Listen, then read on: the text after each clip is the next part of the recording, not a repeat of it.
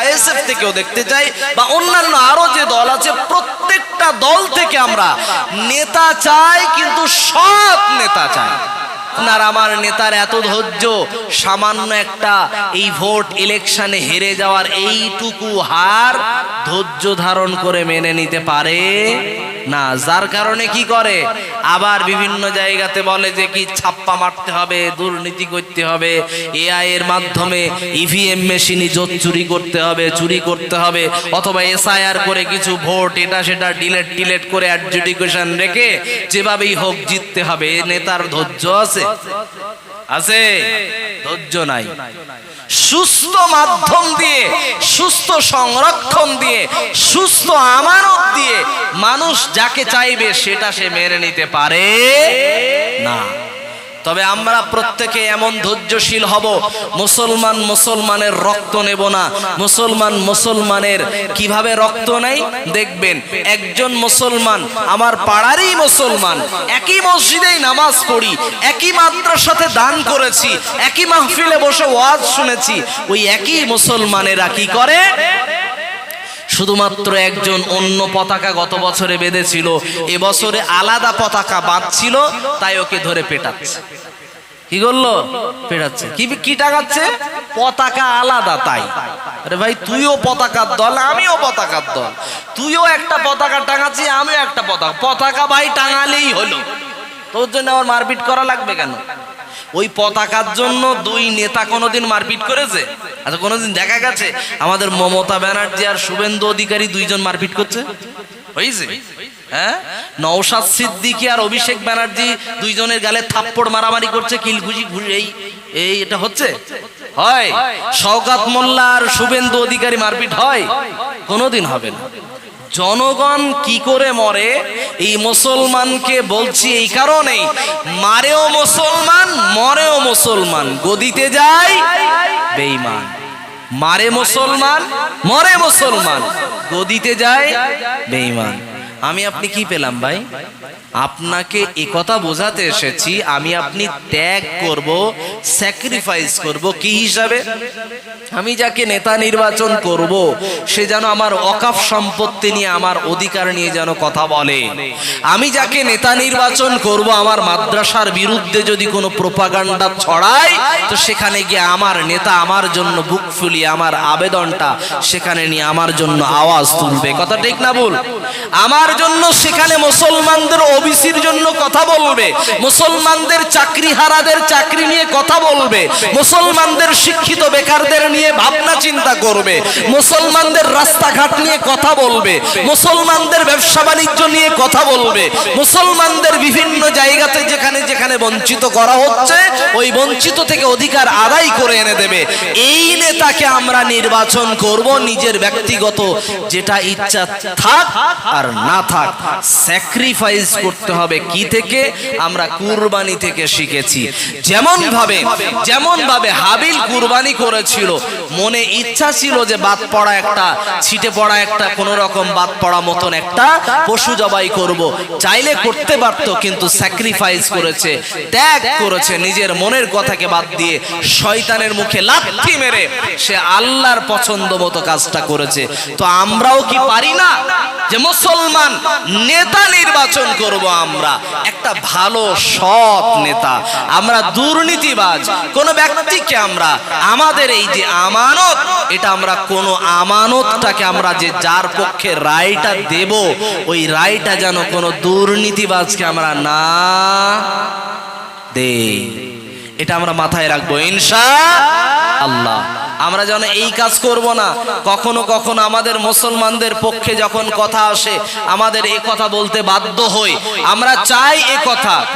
আমি অনেকে হয়তো মনে করতে পারি আমি কোন দলের লোক, তাহলে ভাই আমি এ দলও না ও দলও না, আমি একমাত্র আল্লাহর দলের লোক, আমি অন্য কোনো দল করতে আসিনি এখানে। তবে আমরা যদি পার্লামেন্টে যদি কাউকে দেখতে চাই, তাহলে আমরা দেখবো কাকে জানেন? আমরা দেখবো এমন বিজেপি থেকে যদি কোন একজন ভালো প্রার্থী থাকে আমরা তাকে পার্লামেন্টে দেখতে চাই। কেন? কারণ তিনি মানুষের হয়ে কথা বলবেন, এই রকম লোককে আমরা দেখতে চাই।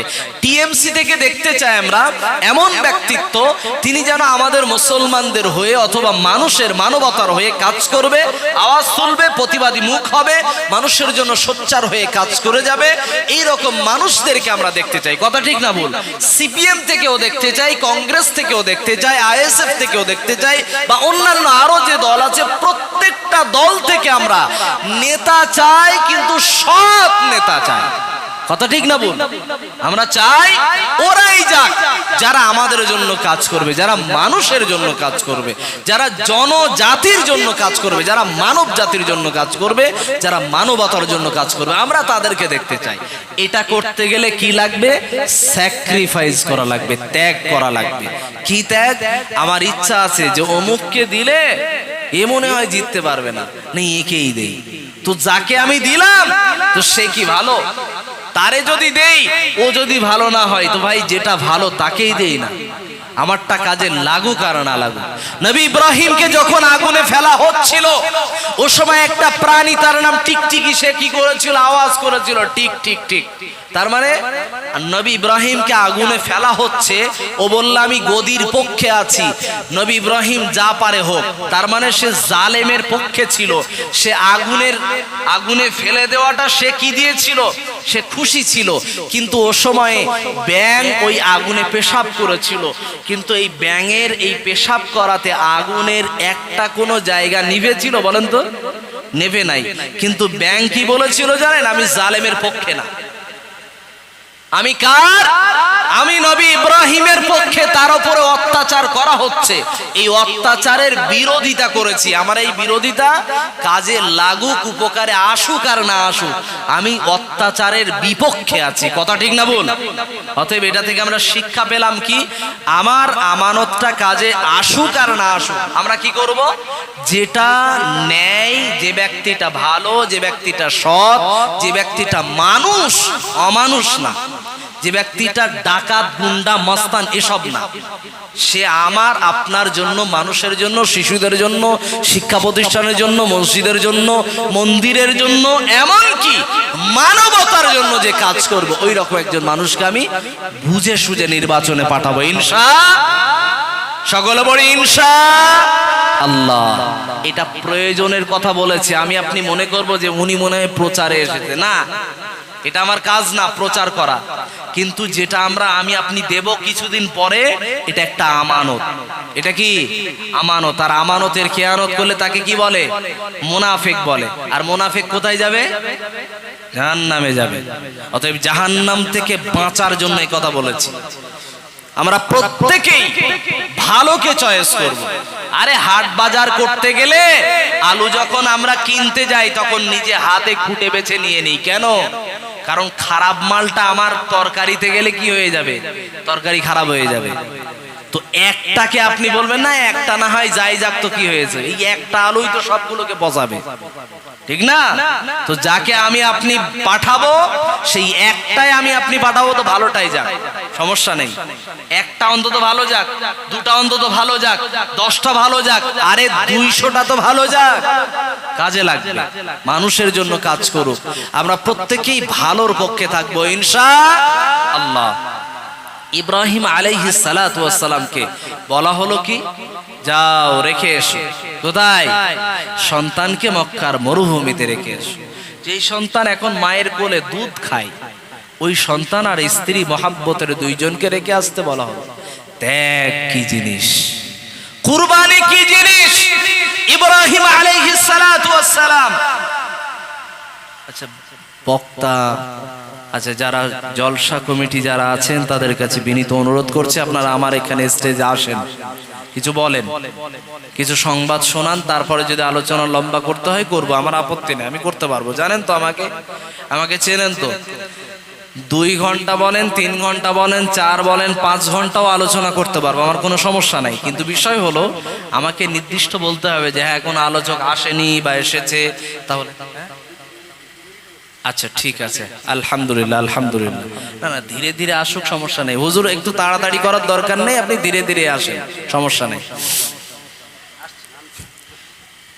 আল্লাহ পাক রব্বুল আলামিনের নবী ইব্রাহিম আলাইহিস সালাতু ওয়াস সালাম যখন সন্তান স্ত্রীকে রেখে যাচ্ছে, স্ত্রী জিজ্ঞাসা করছে, স্বামী গো আপনি তো আমাদের রেখে যাচ্ছেন, তো আমাদের তো অল্প খাবার দিলেন, একটু পানি দিলেন, আর তো কোনো ব্যবস্থা নাই, কতদিনের জন্য রেখে যাচ্ছেন? ইব্রাহিম আলাইহিস সালাতু ওয়াস সালাম তিনি বললেন, অনির্দিষ্ট সময়ের জন্য। বলেন তো স্ত্রী আর মন খুশি হবে, তাই না? আপনারা চুমু খাবে।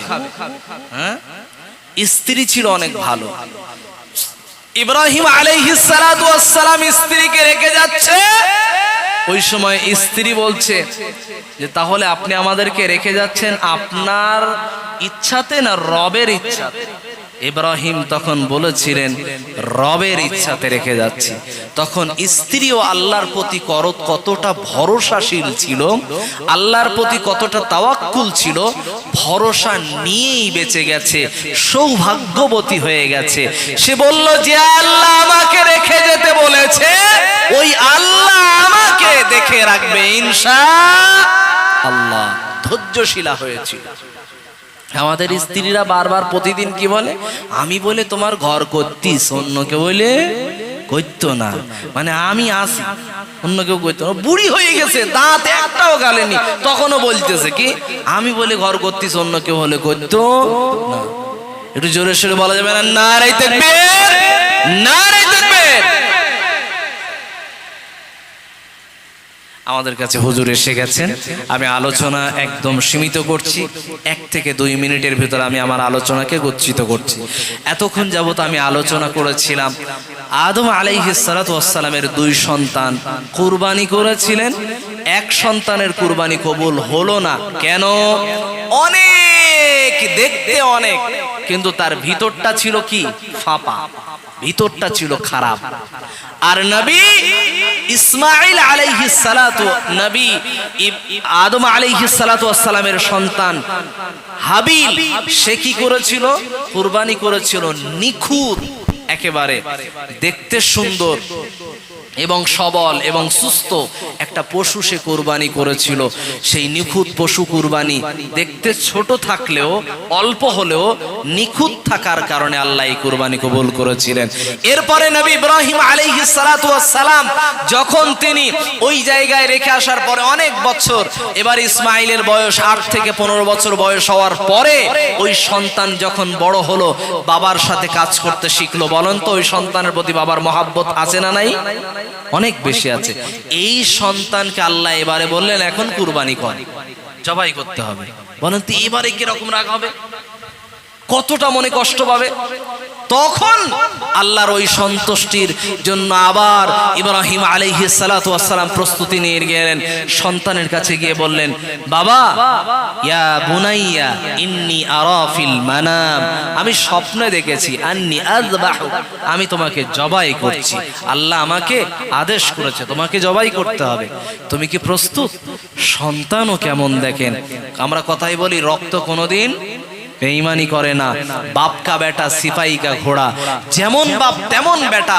তো ঠিক যেমন বলেছে, সন্তান বলল ইনশাআল্লাহ বাবা আপনি আমাকে পাবেন মিনাস সাবিরিন, আপনি আমাকে ধৈর্যশীলদের অনুসারী হিসাবে পাবেন, ধৈর্যশীলদের অন্তর্ভুক্ত হিসাবে পাবেন ইনশাআল্লাহ। আপনি আমাকে নিয়ে চলেন, জবাই করেন।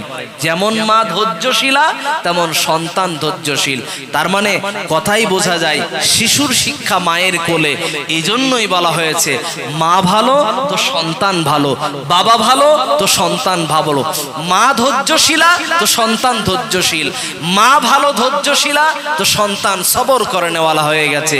তো আমরা মা নির্বাচন করব ভালো দেখে, আমরা আমাদের বৌমা নির্বাচন করব ভালো দেখে, তবেই আমরা ভালো বংশ পাবো ইনশাআল্লাহ। আমরা প্রত্যেকেই আমানতদার হব, আমরা প্রত্যেকে স্যাক্রিফাইস করে নেওয়ালা হব, আমরা ত্যাগকারী হব হাবিলের মতো, ত্যাগকারী হব নবী ইব্রাহিমের মতো, আমরা কুরবানি দাতা হব নবী ইব্রাহিমের মতো, কুরবানি দাতা হব কার মতো? হাবিলের মতো। ওই সময় হাবিলের ওই পশু এবারে নবী ইসমাইলের গলায় যখন ছুরি চলবে, এ সময় আল্লাহ ওই হাবিলের ওই উপরের তুলে নিয়ে রাখা ওই পশুটাকে আল্লাহ আবার দুনিয়াতে পাঠিয়ে দিয়ে ইসমাইলকে সরিয়ে দিয়ে ওই পশু পশু তখন জবাই হয়েছে, বলা যাবে না সুবহানাল্লাহ? তাহলে আল্লাহ আমাদের প্রত্যেকের আল্লাহর সন্তুষ্টির জন্য কুরবানি করা তৌফিক দান, পড়ি আমিন।